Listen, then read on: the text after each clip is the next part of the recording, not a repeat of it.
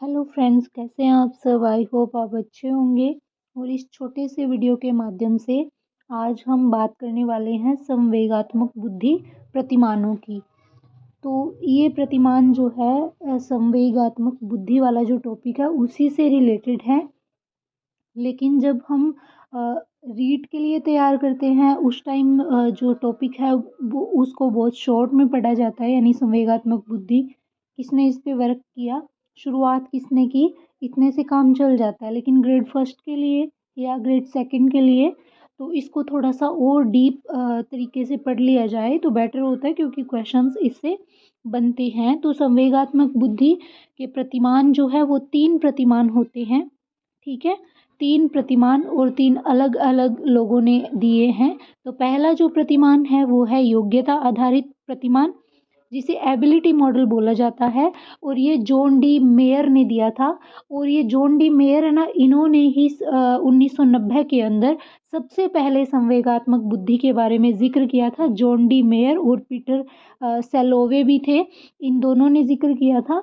लेकिन 1995 के अंदर फिर डैनियल गोलमैन ने इस पे बहुत ज़्यादा अच्छे से वर्क किया और इसके बारे में पता लगाया। तो सबसे पहला जो प्रतिमान है वो योग्यता आधारित प्रतिमान है, जिसे एबिलिटी मॉडल बोला जाता है, जो जॉन डी मेयर ने दिया था।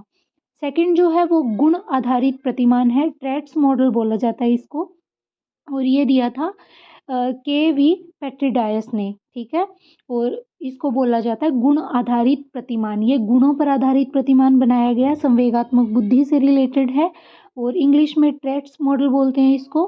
और इसके प्रवर्तक जो है आप देख पा रहे हैं, के वी पेट्रिडायस। फिर आता है मिश्रित प्रतिमान, मिक्स्ड मॉडल, और ये दिया था डैनियल गोलमैन ने, जिन्होंने संवेगात्मक बुद्धि पे सबसे ज़्यादा वर्क किया था 1995 के अंदर। जो जॉन डी मेयर और पीटर सेलोवे ने जो काम शुरू किया था ना, उसको पीक पॉइंट तक लेके आए थे डैनियल गोलमैन 1995 में। इन्होंने एक बुक भी लिखी थी, संवेगात्मक बुद्धि के साथ कार्य और संवेगात्मक बुद्धि जो है अधिक महत्वपूर्ण क्यों, ठीक है। तो ये 2 बुक लिखी थी इन्होंने और ये बुक पूछी भी जाती हैं। मिक्स्ड मॉडल भी इन्होंने दिया था, यानी मिश्रित प्रतिमान, ठीक है। तो ये 3 मॉडल हैं संवेगात्मक बुद्धि के। और ये जो है सीधे सीधे इनसे और ज़्यादा कुछ नहीं पूछा जाता, बस इनके प्रवर्तक और इनके नाम पूछ लिए जाते हैं। अभी इनका नाम दे के पूछ लिया जाता है कि इसके प्रवर्तक कौन है, या फिर प्रवर्तक का नाम दे के पूछ लिया जाता है कि इसने कौन सा प्रतिमान दिया।